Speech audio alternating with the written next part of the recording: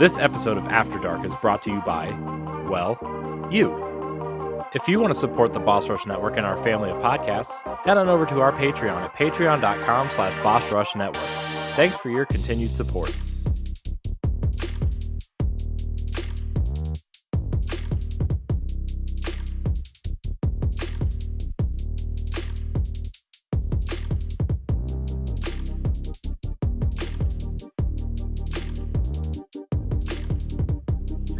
What's up, everyone? Welcome to Boss Rush After Dark, the alternative podcast show for adults for the Boss Rush Network. It's your boy, LeRon, back in the house tonight. And guess what? The entire squad is here. Welcome back, y'all. I swear, but between Corey and Patrick just being MIA, it was a different show. I'm not going to say it was a bad show because Stephanie and I had fun last week. I heard it was just us. It was very intimate.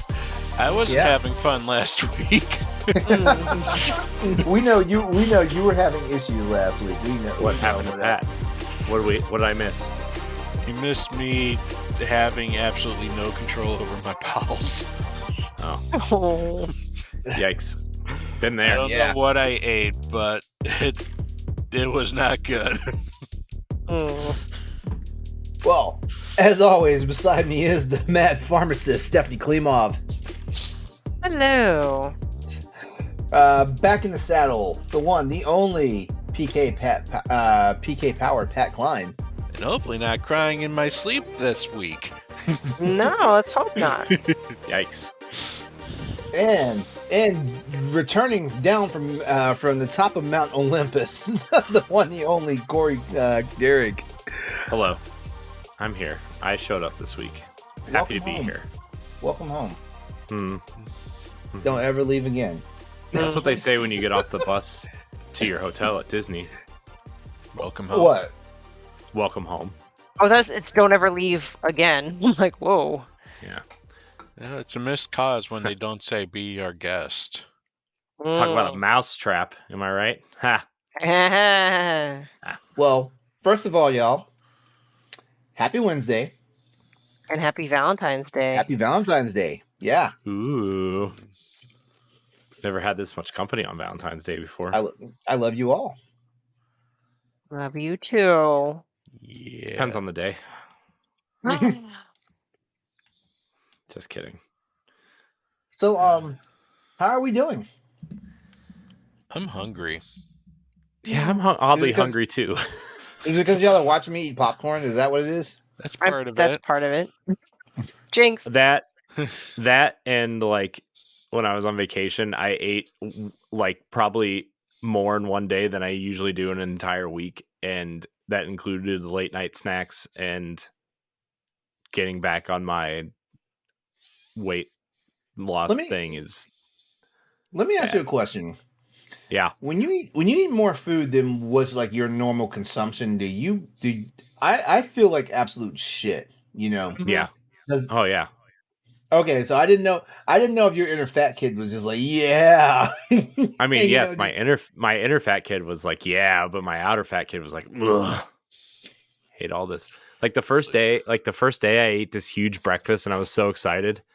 And I didn't eat again. And that was at 9:30 in the morning, and I didn't eat again until 8 o'clock at night because I was so full and blah and blah. Well, our stomachs, because they're so stretchy and dynamic, it shrinks and expands kind of what it's used to. So once you cut down a lot of what you're eating, your stomach will, in a sense, kind of shrink and stay there and be used to it. Mm-hmm. I have this issue. If I don't eat for a while, I get shaky. Well, yeah. That's your low blood glucose right there. Mm-hmm. Yeah. So it's I want to watch what I eat, but at the same time, I get shaky, and then I feel like I need to eat everything to get it to stop. Yeah. Yeah, I honestly cannot stand when either I overeat or when I'm eating the way I'm supposed to, because the average person is supposed to have like 4 square meals, but but like they're not supposed to be like, they should be the size of a small dinner plate and not like a regular size plate and stuff like that. And I always feel like, because like, yeah, my stomach is definitely smaller than at certain points and stuff like that, it always feels like I'm always full, and like that makes me sluggish and lethargic to the point where it's like, like food just turns me off. And yeah, I'm one of those people, like, yeah, like I can't help myself. Like when I'm at parties or like certain events and stuff, and like they got the right type of food, like I'm just gonna eat and eat and eat, and then it's not even that I hate myself. It's just that I hate the way I feel afterwards. The cookies are sitting out there; they have to be eaten. I'm sorry, Mhm. I can't hold back.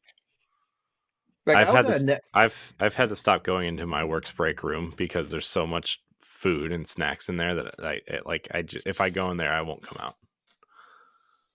So I just they're trying to keep you slow. This is like Hansel and Gretel. They're trying to keep you slow so you can't run or walk out. Jesus. Well, I'm stuck in my chair. Gotta work. Might as well work.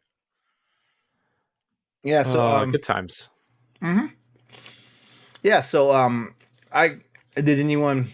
I know. Like we're here podcasting. It was like 11 something at night. But did anyone do anything interesting for Valentine's Day? Like Stephanie kind of got a preview of what I had going, what I had planned, and yeah, like everything that I told Stephanie about in last week's episode, we did. Well, not me and Stephanie, my boyfriend and I. Wink, wink, nudge, nudge. Yeah, I got my Valentine's Day plans kind of done and over with, which makes it sound like it's a chore, but it wasn't. At my pole studio, the owner threw a couples lap dance workshop Saturday night, so we did that, and it was a lot of fun. Other than that, my partner just swung by today, and we exchanged cards, and I kept it simple. As much as I'm a romantic sap, I don't want to put the pressure on doing all these things, especially on a Wednesday night. It's whatever. It's a day. Did you give the lap dance or did you receive the lap dance? I gave the lap dance. Ah, no fun. It's fun for me. He can just sit there. Well, I'm pretty sure. Like, no, honestly, I'm pretty sure it was a very empowering feeling, wasn't it? I was very, very nervous, so I definitely had some wine to help me kind of. Which, like, I'm not nervous because of him or anything, but it's this throughout my entire pole journey, so to speak. I've actually never performed for other people. I've really only done it for myself. Like, not to sound cliche, but I really don't. Like, I don't do it so I can be sexy for other people. I'm just like, I want to be stronger. So to be able to do this in front of another person, it's like, do I look silly? Fuck that! Fuck that! You get me up on the pole. I'm trying to be sexy. But it was cool. It was Go ahead. Sorry. I was going to say, did you have to employ the standard rules for lap dancing? It'd be like, you can look, but you can't touch. No, I'm just like, rules out the window. It was great just to see a bunch of people in there. We're all like dressed up, and it was just good old time. It really wasn't awkward or weird as maybe some people might think it is. It was a good time, and the owner does a great job. She does a couples lap dance workshop, but she also did a singles lap dance workshop. So like she, does things for everybody so people don't feel like they're excluded, because I know some people can feel a certain type of way on Valentine's Day, such as myself during the many times I was single on Valentine's Day. So I get it. I don't think I've ever had a girlfriend during Valentine's Day. It's expensive.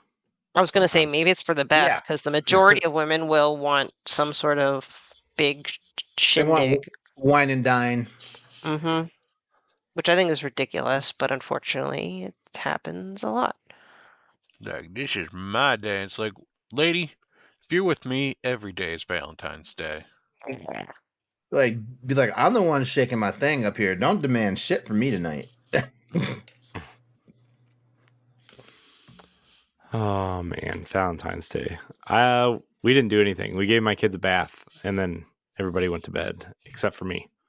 So, We are having dinner on Saturday night, though.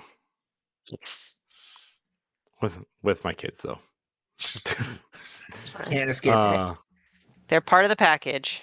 Yeah. I was going to do something for my wife today, but she was like, don't you dare buy anything. We don't have any money. He's like, don't you bring me anything. We're moving. We have money. We don't spend any money. I'm like, okay. So That's when you think out of the box and you make a card with crayons and cardboard paper and whatever else your kid has lying around. Yeah, there's enough of it in the living room right now. So do it. Make a card before you go to bed. Put it next to her bedside. That way when she wakes up, she sees it. It's free, and it's been a nice surprise. Unless she yells at you because now you have an extra thing she has to move. I honestly spent more time with you guys than I did with her on Valentine's Day. Oh. Okay, now you're starting to make me feel bad. You should feel bad. I hope you feel terrible, LeRon. I do. I do, because like, I mean, like, if you're going to spend all this time with me and stuff like that, I feel like I should have put out, you know? Well, I'll see you in a month, LeRon. We'll talk then. Do you know the death stare that we both get from Ed? I mean, Ed can join in if he wants. Do we want him to join is the question. Oh, God. Let me stop that. That's mean. Oh. What else is to be expected? We love you, Ed. We do. Don't touch me. Just not in a sexual way. I'll punch you. I'm just kidding. Hey, at least you gave him fair warning. You gave him fair warning. I'm just kidding. But seriously, don't touch me. Punch you. I think we should all gang up on Corey and try to give him a very big, uncomfortable group hug. Yeah, I know. Oh man, that's fine. Is he touch-averse? Are you touch-averse? I really don't like it when people touch me, but I'll make an exception when we get there. So I'll respect your boundaries. I won't touch your no square. Jesus Christ. Oh man, I forgot about this show so much. Hey, guess what? The Boss Rush Podcast and the Boss Rush Network are headed to PAX East. You'll be able to find us roaming the show floor. So if you're there, come say hi, please. We'll be covering the event as part of the media, demoing games, conducting interviews. I don't know why I said conducting that way, but yeah. Conducting, because we're on a train. Toot toot. And we'll be recording a podcast or two live from the event. So make sure you keep your eye out for us, and keep your eye on bossrush.net and our YouTube channel for that. Just so as a reminder, because some people will have forgotten or may not even know this, PAX East is taking place in Boston from the 21st to the 24th of March. So go get your badges now and then come say hi. Also, if you want to support Boss Rush After Dark and the Boss Rush Network, you can head over to our Patreon at patreon.com/Boss Rush Network, where you can get this show 2 weeks early and ad-free, along with all the other perks like early access to other podcasts, voting rights, and more at the tiers that's right for you. Again, that's patreon.com/Boss Rush Network. If you cannot contribute financially, it's no big deal. Trust me, we know. But we do want you to know that your viewership and listenership are enough for us. If you're watching the video, subscribe to the channel. Leave us a thumbs up as well on this video or any of the other videos that you might have caught recently, and then hit that notification bell so you can be notified when the new show goes live. Also, if you're listening on Spotify or Apple Podcasts, leave our show a 5-star rating and a nice review. It really helps with our visibility and discoverability. Remember, you can always find new episodes, articles, reviews, and more over on our website, which is at bossrush.net. So, now all the banter and all the housekeeping's out the way. Oh, by the way, if you listen to any of the Boss Rush podcast episodes, you might be able to win something for free. So go back and listen to 1 or 2 Boss Rush podcast episodes. Now I've gotten all that out of the way. We can start talking about topics. Right, guys? Topics. Corey's the Topical topic tonight. discussions. Corey's Yay. the topic tonight. How big is it? I mean your shoe It's- size. I mean your shoe size. Well, it's like a 12er.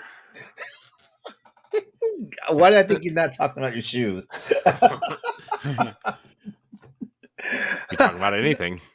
No, yeah, that is Take true. your That is size true. 13 foot and shove it up your. Lily. I'm trying to remember what that quote was from Ace Ventura. Your lily white ass. That's what The Rock says, right? I don't know. I've never seen Ace Ventura, and I've never watched wrestling, so. Oh, he was at my Ace Ventura. Okay. I'm talking about Ace Ventura. Okay. All right. Oh, my bad. I was thinking Dwayne The Rock Johnson. That's so. But yeah, Corey, you're back from vacation, and you know what? We want to hear the good, the bad, the ugly, and the funny. Oh God. So let's see. It was, I would say, 90% good overall. The kids were good. The experience was good. Everybody was well behaved for the most part. 2 nights though. One night my son was throwing up like all night, just all night, and then he was fine, but he was throwing up all night. And then the next night, after my son was done throwing up, my daughter threw up all night, and that was Did like too much. Did they eat too much sweets? What was going on? no, they didn't eat. They didn't eat hardly anything. They just threw up, and it was like really concerning. And then they were fine after one night. They were fine. I don't know what happened, what it was, how it happened, but I don't Man, know. kid metabolisms are amazing, man. Like I swear, like they could be like looking like they're on their deathbed, and like the next minute you blink, they're fine. Oh yeah. I don't get it. But the trip was really fun. I have to say, my kids rode almost everything that Nice. they rode everything that we got in line for, right? So they rode Rise of the Resistance, which is like the massive Star Wars experience ride down there. And it was so funny. They were just like watching everything because like it's such an experience there. Like Rise of the Resistance is it's like part ride, part experience, and it's a 22-minute experience. So like after you stand in line, you're like going through this resistance base. You're going through this resistance base, and then you make your like everything in Disney is like role playing. So like you are a character in this scene of a movie or this ride or attraction or whatever. So like in Rise of the Resistance, you're like a recruit. You're a recruit for the Resistance, and you're being recruited for this secret mission from Leia. And so you get put into this chamber where BB-8 is kind of rolling around, kind of doing things, and it's like it's an animatronic BB-8, so he's like really rolling around and doing things and beeping and blooping, and then there's a BB-8 from the ball. Yeah, all the characters from the sequel movies are in the ride, all of them. Okay. So which Daisy Ridley is Rey, and she is in the ride. Like there's like a holo projector where she gives you the mission from Leia, right? And it's really her. And then Oscar Isaac pops up on a screen and is like, yeah, we're whatever X-Wing blue team or whatever is here to escort you to the secret base to meet Leia. And then you walk out of this chamber and you board this aircraft, right? Like this spacecraft that you're going to this moon or whatever. And you see Poe's black X-Wing off to the right, and there's like an animatronic helmet moving around to make it look like he's like in there. And you get in this spaceship, and it looks like Admiral Akbar, but it's a different character. I think his name's like Admiral Beck or something. And then you have Knee Nub animatronic, like looks just like the movies, right? Like they're in there beeping and blooping and talking to you and telling you what the mission is, and like all of the windows, quote unquote, are actually screens, right? And they're like, and this chamber, like this vehicle moves a little bit, so like when you take off, it like shakes a little bit, and then like it tilts and does all these things, so it really kind of looks like and feels like you're flying in it. And the windows behind you, there's X-wings flying behind you, and you see the planet kind of disappear, and you jump into hyperspace, right? And then you run into this first order. Hyperspace, does it feel like a jolt, or well, like it, like the vehicle you're in, it's like this stationary vehicle that moves, right? It's like so like it like jolts when it goes a little bit, so like it really feels like you're moving. And then you get caught when you come out of hyperspace. You run into the First Order, and there's Star Destroyers, and out the windows you see X-wings kind of fighting TIE fighters, and some of them blow up, and some of them, you know, shoot the TIE fighters. And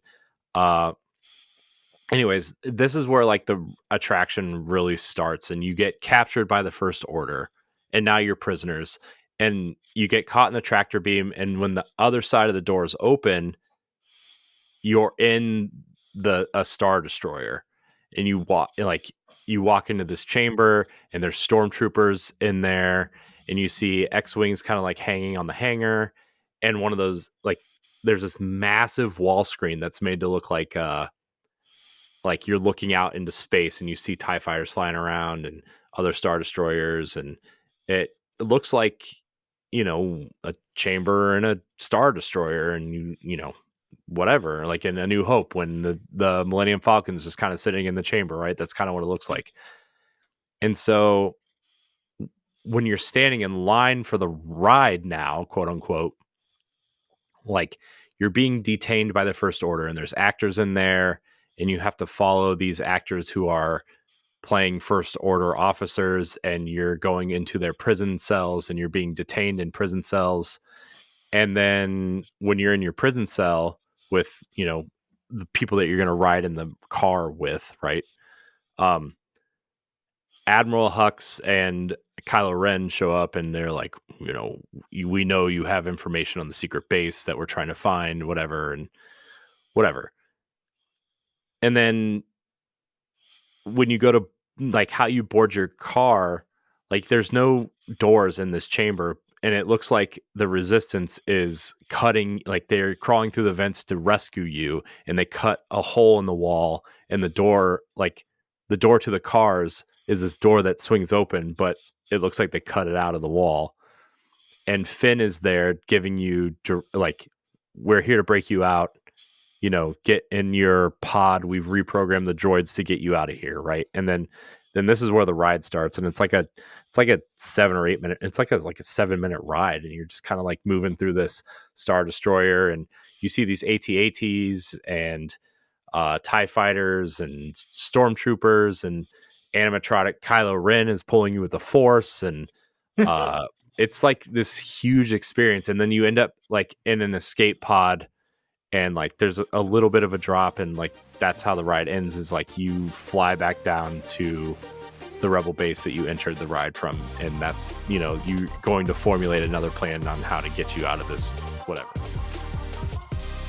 If you want to see how you can become a Patreon producer, head on over to patreon.com/BossRushNetwork. The Patreon producers for this month are Adriel Munger, Austin Campbell, Celeste Roberts, Christian S., Sana Dirrig, Francisco Santillan, Matthew Keel, and Todd Oxtra.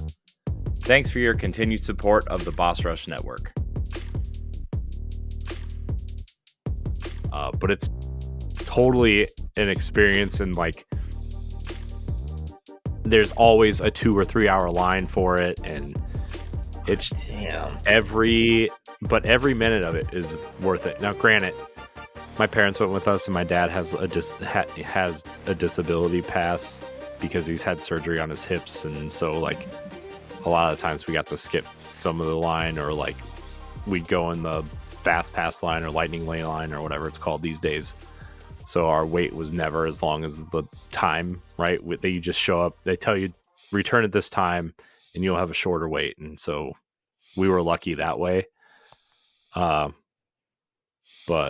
that ride in particular is awesome. And the other ride, which I think is the best ride there, and nobody wants to ride it with me ever, is the Guardians of the Galaxy ride. Why It does used nobody to be want to the ride it Tower with of you? Terror before, right? What? Didn't that used to be like that Tower of Terror? The No, one with that's the that's at elevator? Disney. That's at Disneyland. This is a Oh, indoor. This is an indoor roller coaster.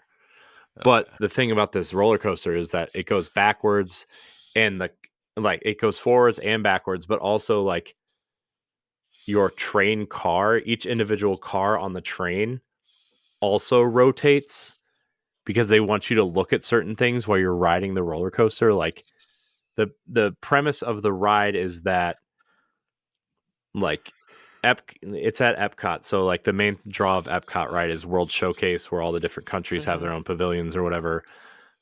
Well, the premise of this ride is that the planet Xandar, which is where the Nova Corps is from the first Guardians of the Galaxy movie, wants to teach Terrans about their culture and how they're able to jump through space, right? So the whole thing is based on like a pavilion that's like it's like a country pavilion, but it's it's from a different planet. So like they have like a topography map kind of lined up, and they tell you about their infrastructure and their like how their water works and how their technology works, and you know how they're able to jump through space with this, I don't know, whatever.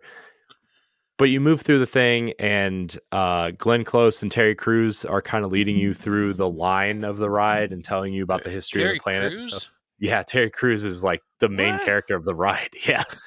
Interesting. Awesome. Yeah. But also like Chris Pratt and all the like main characters of the movie are also in the ride, and they're like guiding you through because that makes more sense than Terry Crews. Yeah. Yeah, I know. I don't know why You'd think Terry it'd Crews. be the other guy, the John Riley, or what's his John name? C. Riley. Yeah. John C. Riley. Yeah. Yeah, you would think so, but so he's like a Nova Corps. Yeah, he's like a Nova Corps officer. He's like second in command or whatever. Weird. But the whole premise of the ride is like the Celestials are stealing this space jumping thing because they want to go back to the Big Bang and correct, you know, because they think life and civilization is a screw up, and they want to reset everything. So you're jumping through time and space to get this thing back from the Celestial before he like destroys life as you know it. It's and like the whole thing is like, I don't know if in Guardians of the Galaxy 2, where they're like jumping through the space-time portals and like Rocket's face and Sean Gunn's face get all like warped and whatever. That's kind of the premise of the ride. It's like you're jumping through these different areas. And that's when your car starts going backwards and forwards, and car starts turning, and it's crazy. It's awesome. I love it so much.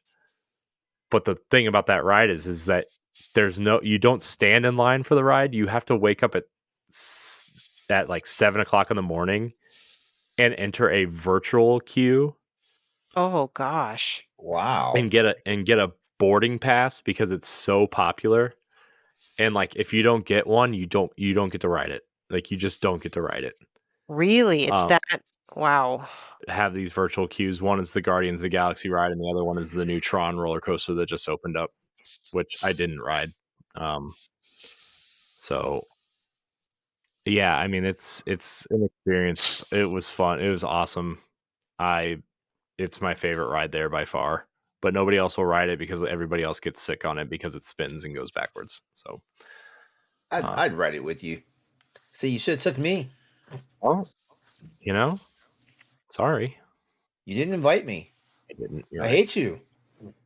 Whoa. I don't have the stomach for rides anymore. I didn't mean that the way it sounded. I hate you the same way your kid will say I hate you. Okay, that's fine. So yeah, those were like my two favorite experiences down there. And I think I'd do the food for Disney. Yeah. That would be my thing. Yeah, I also ate a I lot. hear Disney has great food. I also ate a lot. Well, I wouldn't say great. Some of the food is great. Some of it's generic theme park food. Did you go to your coveted Earl of Sandwich? I did. I ate 12 sandwiches on vacation. Are you? I thought you meant 12 sandwiches at once. I'm like, no. I got one at least every day. And the thing that pisses me off too is I bought 2 for the ride home, and I left them in the refrigerator in the hotel room. oh no! I know. No! I was so mad. I was so mad. So what's this about this Earl of Sandwich? Oh, it's the greatest sandwich in the entire him and Josh planet. talk about it all the fucking time. Hey, they follow me on Instagram and Twitter, so Ask them to sponsor us. I've tried. They listen to whoever runs their social media listens to some of our content, if not all of it, because they've definitely commented on things that we've talked about in shows. Sponsor us. So please give us sandwiches. I think Stephanie, I think there's one in Boston. What? I think there's an Earl sandwich in Boston. Oh, the look. If there's an Earl sandwich in Boston, like, you are taking me to it, Corey. I mean, I will buy everyone a hot sandwich from Earl's Sandwich. Let's see, locations. I think there's Earl one of Sandwich? Yeah. Yeah, Earl. Yeah, it's on Charles Street in Boston Common. Okay. How far away is it from us? Then we already know. First stop. Yep. I'd be careful. Boston is fickle. If it's on the other side of Boston, that's a 2-hour drive. Hey, man, we would not be driving. We would be taking the T. Yeah. Totally taking the T. Taking the T. Look, I tell you what, if we go there, we're gonna be like at the end of the Avengers at the shawarma place. Look, I will say this: if we go there, I will buy everyone one sandwich. We are definitely taking the T. Okay, Papa Corey. Oh, it's so good, man. The original is like if Arby's was like real food, like real roast beef and real cheddar, on like this ciabatta bun. Are you saying they're not? Oh, come on. I'm being dumb. I'm being stupid. The Earl's Club, also delicious. The BLT is delicious. What else? Oh, the Chipotle chicken avocado. Oh, man. Stop talking about the food. Now I'm salivating. Oh, it's so good. What else? What else is good there? They got breakfast sandwiches. They have the holiday favorite sandwich, which is like a Thanksgiving dinner on a sandwich. Mm-hmm. Hey, Stephanie. All right, if we do this, okay, like I want you to be my partner, so we both buy a foot long, and then we There's only one size. There's only one. Oh, okay, well, whatever. They do cut it, right? Yeah. Okay. Yeah. Will you be the partner that like buys something different, so we have like 2 halves of a different sandwich? 120%. All right. Because I want to experience this as much as possible. They also have new breakfast bowls, which I did not try, but breakfast bowl. Mm-hmm. See, they trying to have all of our money during PAX. Mm-hmm. Oh, Caribbean jerk. You're a jerk. A brookie? Yeah, it's a brownie and a cookie merged together as one thing. I had 3 of them on vacation. And they're not small either. They're like this big. Oh, it's so good. Man, all this looks freaking amazing. It is amazing. I will have to say I've never had their breakfast, so I can't tell you if that's amazing, but their sandwiches are amazing. Even the caprese sandwich, which is just like cheese and tomatoes and essentially, is like pretty good for a vegetarian option. So my gosh, that holiday turkey, they're Italian, that cannonball meatball sub. Dude, their meatballs are huge too. Jesus. This thing looks amazing. But yeah, also I had about 4 gallons of blue milk in the Star Wars land. Okay, how's it taste? Because like when I saw Luke drinking that blue milk in episode 8, I was like, oh hell no. The thing they have blue milk and green milk. It's not milk. Mm-hmm. It tastes more like a smoothie type consistency. The blue milk is definitely the one to get. The green milk is more for like, I would say, hardcore vegans. Like it doesn't have any type of whatever. It's all plant-based liquid type thing. So, but yeah, the blue milk is very good. Everybody wanted one, and then they would all take like 3 sips, 4 sips of it, and they're like, "Oh, this is really good. You want the rest?" Yes, I do. And then I ended up drinking like 4 of them in one sitting, and then it was like, I don't want this much blue milk ever. Because it just sits. Yeah. Did what? Did your son like have a highlight? Like what was his favorite part of the trip? So it's funny because like with kids, you always think like, oh, Magic Kingdom, the castle, and all the kid rides, and which my kids loved, right? Like they love Dumbo, and my daughter likes the teacups and the classic stuff, right? And like we all love Haunted Mansion and Pirates of the Caribbean and Jungle Cruise, whatever. But like my daughter loves Epcot. And really? And like she's like, the next time we go, can we only do one day at the castle park and do multiple days at the other parks? I was like, I'm okay with that. Look, as long as I can ride Haunted Mansion once and Pirates once, I'm good to go. Wow, that's surprising. As a kid, I really did not like Epcot. I thought Epcot was so boring as a kid. Yeah, Epcot's really changed. There's a new Moana water experience there. It's called the Journey of Water. And like, if you can play, like literally play with the water with pretty much connect motion controls, like, you can make it jump up, you can throw it one way or the other without ever touching it. There's like a water music player to where like you can run your hand through the water and it plays strings like a guitar. And there's a water play place. So it's like this whole thing based on Moana. Okay, that's pretty cool. I want to do that. Yeah, it was really cool. It's a walkthrough experience. It's not like a ride, but and you can spend as much time or as little time as you want in there. The Living Seas, which is like their aquarium, is all Finding Nemo themed now. I mean, it has been for quite a while now, but like to get into the aquarium, you sit in a seashell and ride through the movie of Finding Nemo, which is really cool. Nice. And then there's a Frozen ride over there now, which my daughter loved. There's in France, there's a Ratatouille experience ride over there. There's a lot of stuff for kids to do there now. There's like every country has like we went during the Festival of the Arts, which there's always some sort of festival at Epcot now.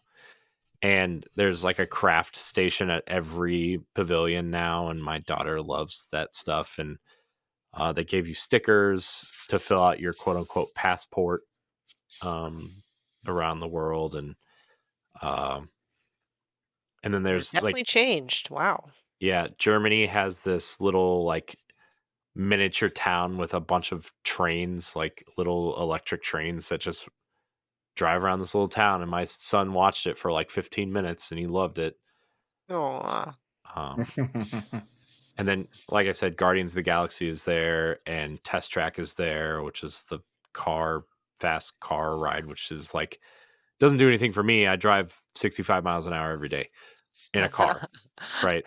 But and then there's Mission Space, which is like a space launch simulator where you're launching in a rocket to Mars, and it like there's two sides. There's one that's just like, oh, I'll just watch the screen while my car kind of tilts or whatever. But then there's one that like it's like a simulator, and so many people get sick on there because it like spins and simulates 0G and does all these things. It's really intense.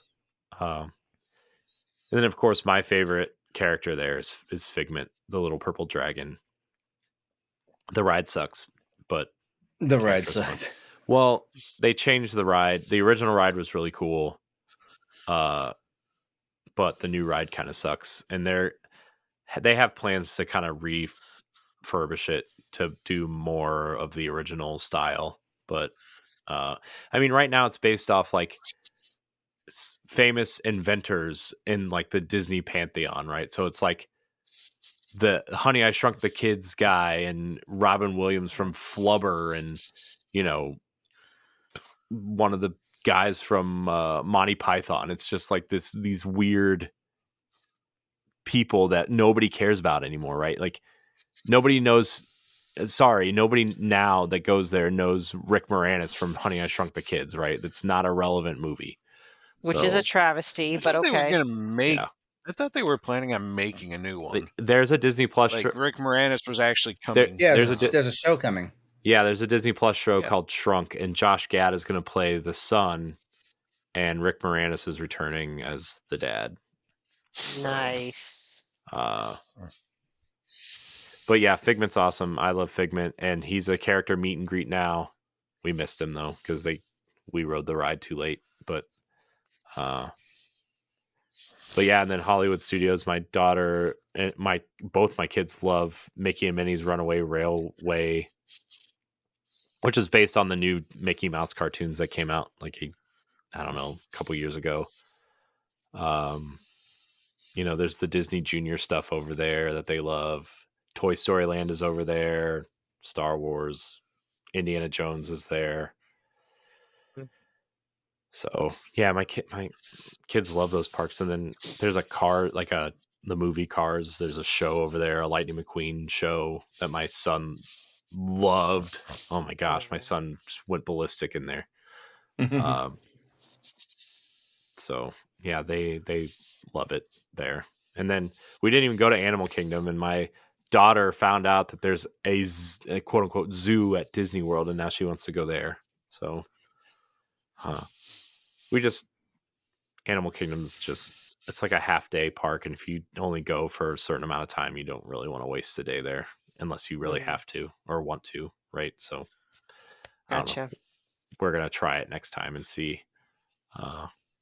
Is it just a standard zoo? No, there's there's like a safari experience there, which is like really fun, and there's a couple rides there and a couple shows that are really good, but like they're tearing out the dinosaur area. There's like a Dino Land there that they're ripping out, and they just built a whole area dedicated to Avatar, and there's 2 Avatar experiences there.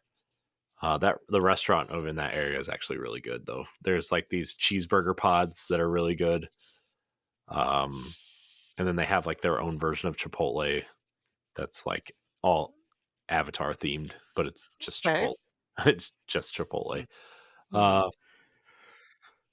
So I mean, it's going to be worth going there in like 4 or 5 years because they're remodeling like half the park. But right now it's just like, there's a couple rides that my kids are too small for, a safari experience, and there's a really awesome Lion King show there. And then there's it's like half Broadway Lion King, half musical type thing. And then there's a Finding Nemo musical over there that is really cool that my kids would love. But when we go there, we literally only spend like 2 or 3 hours there, and then we go do something else because it's just, I don't know, it's not really that interesting for us. But yes, there is also like part zoo, so you can go see like there's a gorilla exhibit and a tiger exhibit and a bird exhibit that you can go, and a bird show, and I don't know, there's all these things there. So But yeah, it was fun. It was a good time.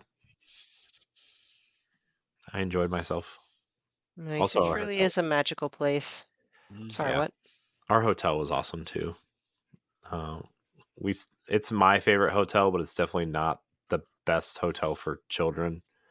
We stayed at a hotel called Port Orleans French Quarter, and it's all based on turn of the century New Orleans and Mardi Gras, and like their food court area. People trying to earn their beads. What? Yeah, like when you enter your room, they have beads on the bed for you, and their kind of food court cafeteria area is all based on like a parade float manufacturing plant, and there's like all these quote unquote float parts on the walls and Mardi Gras masks, and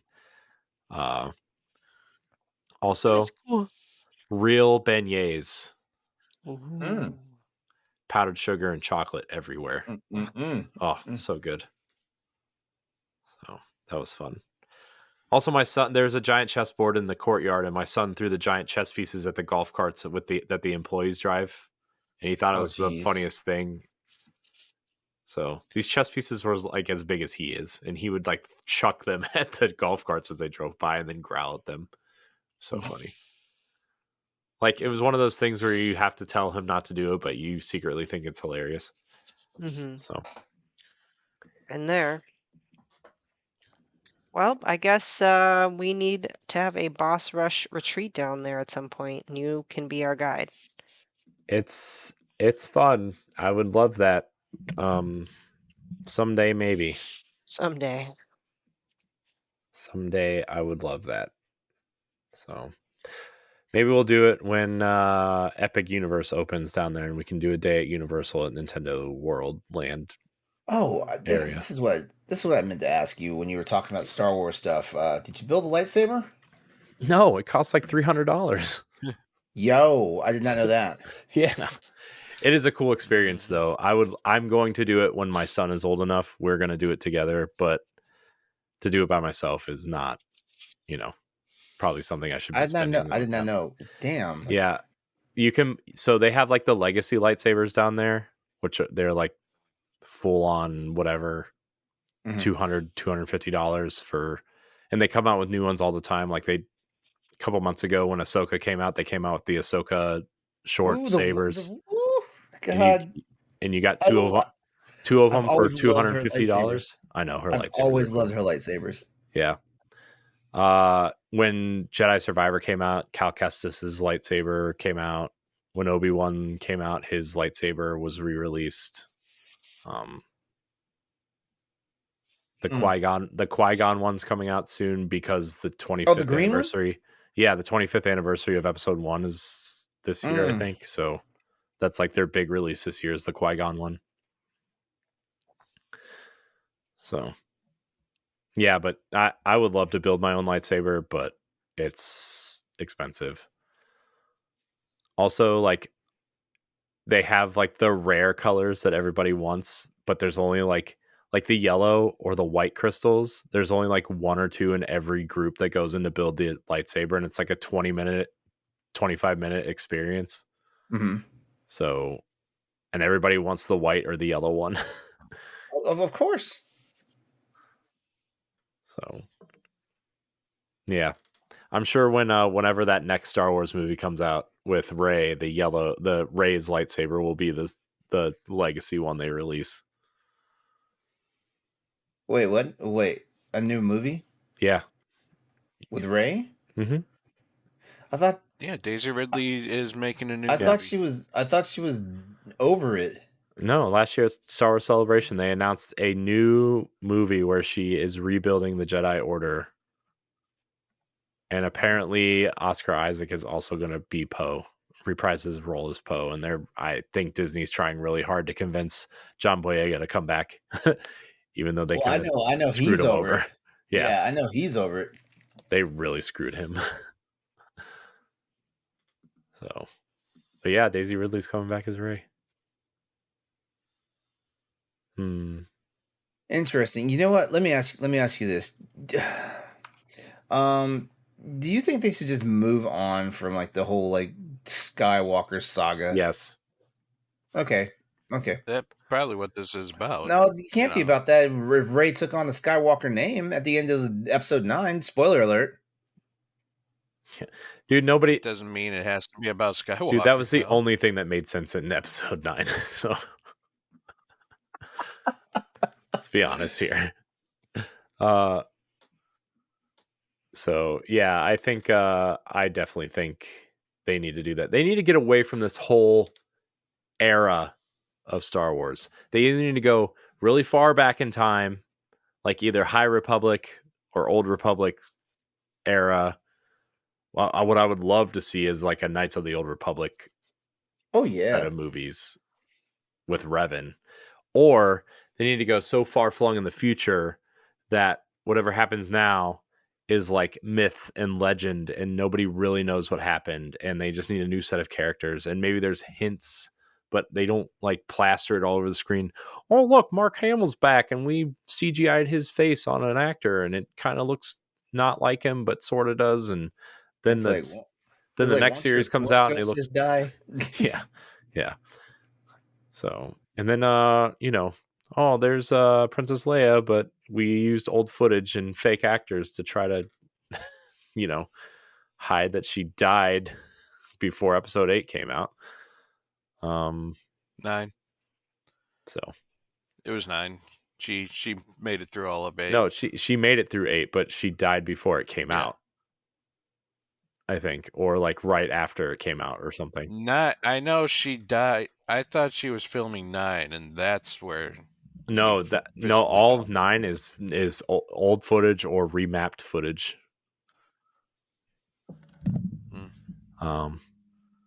So yeah, I mean they need to do something different with Star Wars. I'm like even the Mandalorian stuff, like Boba Fett, come on, and Luke again, come on. Look, like, I'm gonna tell you, like all the Boba Fett stuff was fan service. Like I like there's a part of me like I understand like Boba Fett was a very popular character, during the original trilogy days and stuff like that. And, and like his extended beta canon in the comics and the books and stuff like that. But making the Book of Boba Fett was legit fan service. Now, saying that though, I love seeing it though because like I was always like, how the fuck did he make out the Sarlacc pit?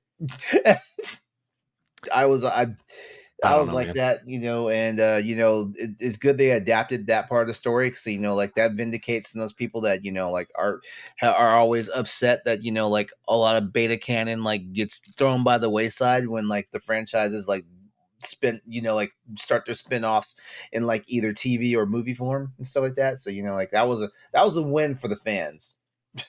Mm-hmm. Yeah. But that being said, it's like, come on, like y'all did the cash grab hard because like honestly, like you could have just had the Mandalorian and not had Boba Fett and you weren't involved and nobody would have been none the wiser. Yeah. I definitely think my favorite of the new Star Wars stuff, like I liked Rogue One. I think Rogue One's great. I think Andor's great. I think episode 7. I love Andor. I really liked episode 7. I know it was pretty safe, but it was I really liked it. But my favorite thing I think is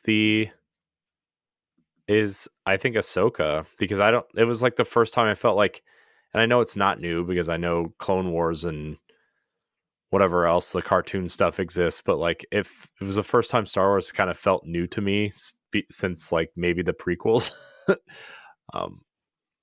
which was nice.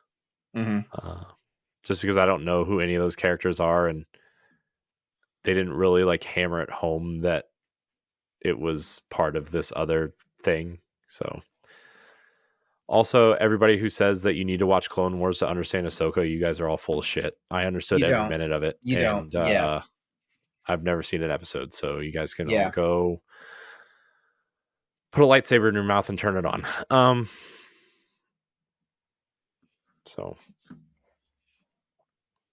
But yeah, Disney was fun. Star Wars needs to change. And hardly any Marvel stuff though at Disney because of the weird Universal contract. So They're not allowed to use the Okay. Avengers or the X-Men, but they can use cosmic stuff and like Doctor Strange and Black Panther and stuff like that. I don't know how. Wait, what? What? Yeah, the Universal contract, Marvel. So Marvel signed a contract before Disney bought them to put the Marvel characters in the theme parks there. Oh, okay. So This is something completely different. Okay. yeah, but it's only Florida. It's only the Florida park. Well, it's any Disney park east of the Mississippi River, which is like a weird contract stipulation, right? But like a lot of people are kind of pointing out that Disney is going to try to buy out the contract because of Epic Universe and the Nintendo stuff and Harry Potter stuff and all. Like they don't need that stuff anymore. So really the only thing that Universal would own would be the Hulk solo stuff, which is crazy. So anyways, I could talk about this all day, but we've already been going for over an hour. So we should probably Okay. either have a part 2 or end it here. Or Do you want to have a part 2? that's up to everybody else. I really don't care. I could talk about all this stuff all day, but We'll vote on it after we close the show tonight. But that's a wrap for tonight's episode. So thanks to everyone out there who's watching or listening to the Boss Rush After Dark, which, by the way, is always going to be the alternative topical podcast for adults on the Boss Rush Network here. If you've enjoyed the show, please leave us a 5-star rating and a nice review on the podcast services. Or, of course, you can subscribe to the YouTube channel and like the video. All this really helps with our discoverability as well as our visibility. You know what? May the force be with you. Everybody's